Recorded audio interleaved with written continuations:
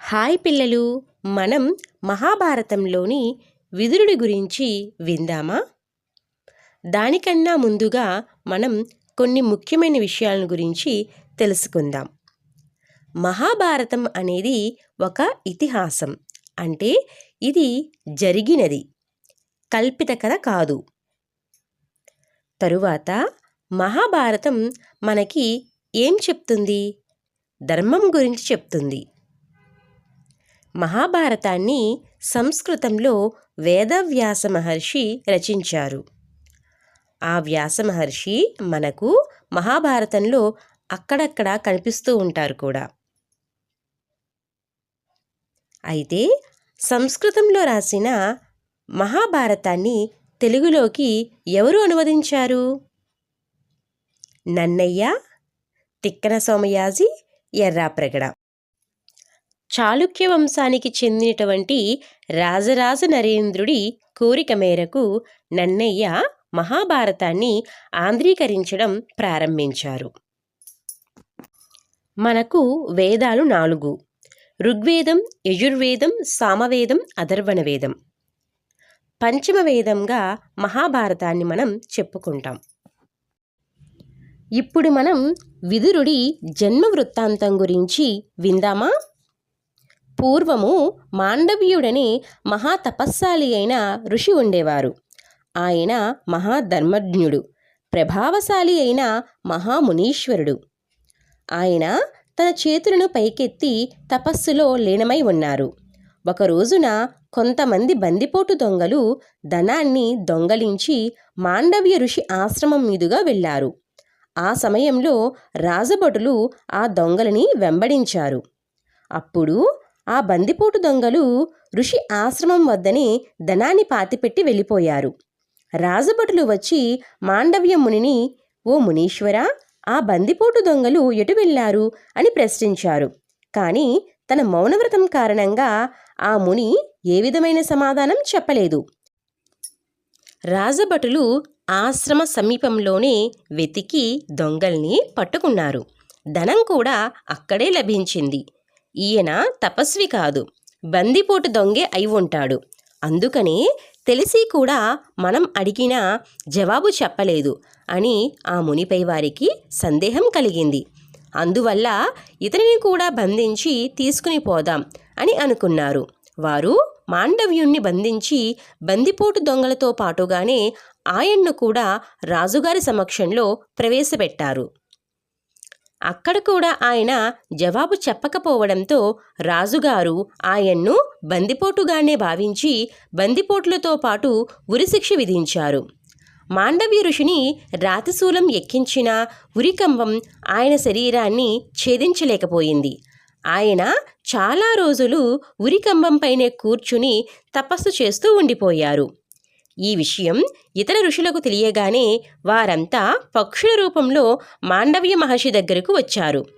స్వామి, తమరు ఏ పాపం చేస్తే ఈ ఫలితం లభించిందో చెప్పండి అంటూ ప్రశ్నించారు. మాండవ్యుడు కూడా ఏ పాపానికి ఈ ఫలితం లభించింది అన్న ఆలోచనలో పడ్డాడు. రాజుగారికి కూడా కొద్ది రోజుల్లోనే ఉరికంబం ఎక్కించినప్పటికీ ఒక బందిపోటు మాత్రం మరణించలేదు. అతడు ఇప్పటికీ సజీవంగా ఉన్నాడన్న విషయం తెలిసింది.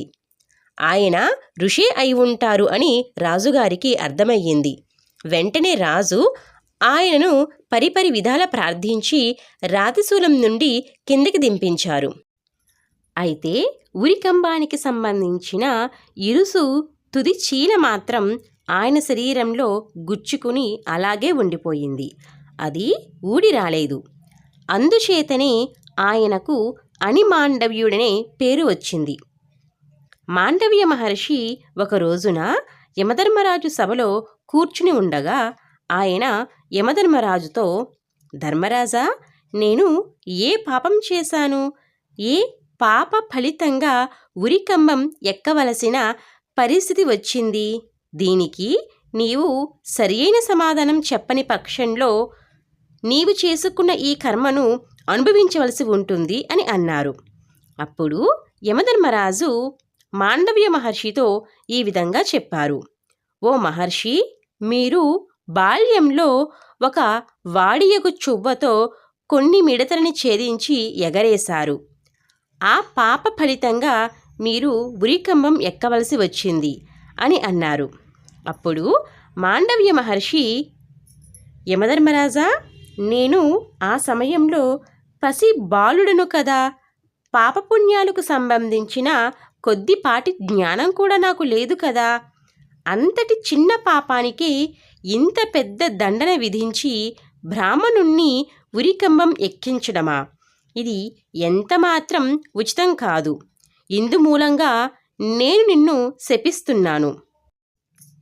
నీవు మర్త్యలోకంలో 100 సంవత్సరాలు శూద్రుడివై జన్మించి ఉంటావు అని పలికారు. యమధర్మరాజు ఋషి శాపాన్ని ఆనందంగా స్వీకరించారు. ఆ రోజుల్లో ఈ భూమండలం మీద రాక్షసుల సంఖ్య పెరిగిపోయింది. క్షత్రియుల రూపంలో జన్మించి వారు భూమండలాన్నంతా కల్లోలపరిచారు. వారందరినీ అణచివేయడానికి దేవతలంతా తమ తమ అంశలతో అవతారాలు ఎత్తారు. స్వయంగా విష్ణుమూర్తి శ్రీకృష్ణుడిగా అవతారం ఎత్తాడు. అలాంటి సమయంలో ధర్మం అవతరించాల్సిన అవసరం ఉంది కాబట్టి మాండవ్య మహర్షి యొక్క శాపం కూడా ఒక నిమిత్తమయ్యింది. దేవతలు ఒకేసారి అనేక ప్రదేశాలలో అనేక రూపాల్లో అవతరించి అనేక యజ్ఞాల్లో పాల్గొంటారు. యమధర్మరాజు కూడా తాను 2 రూపాల్లో అవతరించాడు. ఆ 2 రూపాలలో ఒకటి విదురుడు, మరొకటి యుధిష్ఠిరుడు. యుధిష్ఠిరుడు అనగా పాండవులలో పెద్దవాడు అయినటువంటి యమధర్మరాజు. కాగా ఇక్కడ కేవలం విదురుడి చరిత్రనే స్మరించుకుందాం. ఒకసారి సత్యవతి వేదవ్యాసుడితో ఈ విధంగా అంటుంది, నీ వంటి తపస్శాలి అయిన మహాత్ముడు ఉండి కూడా మన కురువంశం అంతరించే స్థితికి వచ్చింది. భీష్ముడు బ్రహ్మచారి, విచిత్రవీర్యుడు మరణించాడు. ఇప్పుడు మన వంశం ఎలా ముందుకు సాగుతుంది? నీవు తపోమహిమతో మన వంశాన్ని నిలబెట్టు అని ప్రార్థించింది. వ్యాసుడు తన తల్లి యొక్క ఆంతర్యాన్ని గ్రహించి ఇలా అన్నాడు, అంబిక, అంబాలికలను నా ఎదురుగా నిలబెడితే నా దృశ్శక్తి ద్వారా వారికి సంతాన ప్రాప్తి కలుగుతుంది అని అన్నాడు. సత్యవతి అంబిక, అంబాలికలను ఒకరి తరువాత ఒకరిగా వ్యాసుని సమక్షానికి పంపింది. అంబిక వ్యాసుడి ఎదురుగా నిలబడి కళ్ళు మూసుకుంది. అందుకని ఆమెకు కళ్ళు కనిపించినటువంటి ధృతరాష్ట్రుడు జన్మించాడు.